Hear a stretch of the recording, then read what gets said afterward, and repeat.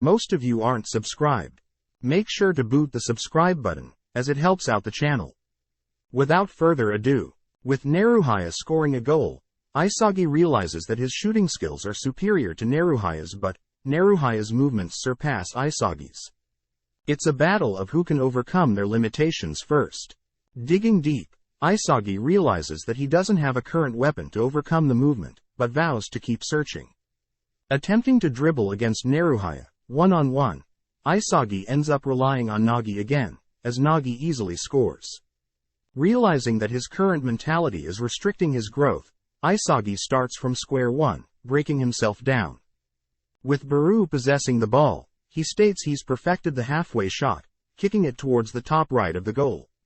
Sadly, Nagi predicts this, intercepting it, which ends up in Isagi's possession. Controlling the ball, Isagi fails to notice the approaching Naruhaya, as he's able to wrestle over the ball, moving towards the goal. With Nagi blocking Naruhaya's path, he's forced to pass to Barou, scoring a goal, making it 4-3 in Barou's favor. Blaming himself for not keeping track of Naruhaya, Isagi realizes that Naruhaya had made it his purpose of identifying people's blind spots, and intentionally moving into them to avoid being seen. This would explain how Isagi was unable to keep track of Naruhaya. Having discovered the final piece to his formula, Isagi realizes that Rin had been taking advantage of his blind spot as well. With Nagi equalizing the score as 4-all, Isagi begins to rebuild his mindset. With Nagi asking Isagi to focus, he's reminded of Isagi's monstrous tendency to adapt and evolve. Flashing back to Naruhaya's past, we see him come from a poor family, with his siblings coming up with different ways to become rich. Forcing everyone to smile in these dark times, swearing to make a living from soccer, we cut back to the present, as Barou attempts the halfway shot. Taunted, Barou changes the corner to top left, but falls short to the goalkeeper. With a loose ball, Naruhaya attempts to overcome his shortcomings, copying Isagi's direct shot, but pales compared to Isagi's strength and accuracy. With Nagi getting the rebound, he and Isagi go on the offense. Realizing that copying someone's skill and adapting it to suit themselves is completely normal, just like Naruhaya had just done. Isagi begins to break down Naruhaya's skill. Marked by Barou, Isagi waits for the perfect moment. Isagi dashes into Barou's blind spot.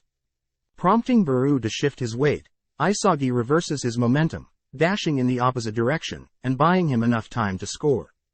Celebrating the win, Isagi attempts to comfort Naruhaya, even considering picking him over Barou, but decides to aim higher, thanking Naruhaya for allowing him to grow.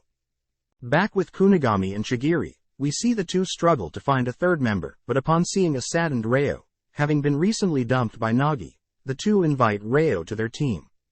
With Barou officially a member of the team, he begins to demand the best bed in the dorm, which Nagi is opposed to. With Barou and Nagi bickering over preferences, Isagi is caught in the crossfire, attempting to de-escalate the situation. With Barou cleaning up their fight, Isagi notes Barou's strict rules he upholds when it comes to keeping the room neat. Knowing that the three will have to work together, Isagi states he'll get to know Barou, in order to create a chemical reaction between the three. The next morning, Nagi and Isagi witness Barou's morning training. Surmising that it would be a waste to just watch, the two join in, attempting to work out what is in Barou's mind. Cutting to Ego, we see him and Anri, with Hiratoshi questioning Ego's slow and meticulous plan. Hiratoshi asks if the sponsors should go back to their old ways of scouting and sponsoring geniuses. Replying, Ego questions Hiratoshi's definition of a genius, and how they compare to someone who has honed their craft over time.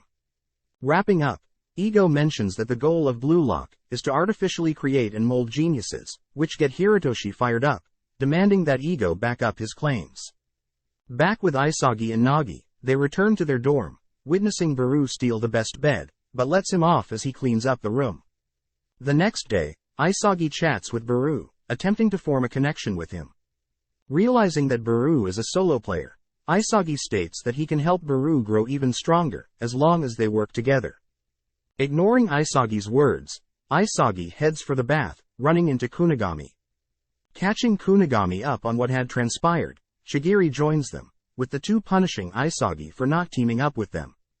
With Nagi and Barou fighting nearby, Nagi greets Ryo, but is swiftly ignored, deeming that he'll crush Nagi. Hearing these words, Chigiri challenges Isagi, who gladly accepts their challenge. Rehashing their game plan, Isagi ends up wondering who would be best for their team, reasoning that Chigiri's speed would make an excellent additional attack option. But Barou wants Kunigami for his physical endurance, and Nagi wants his best friend, Ryo.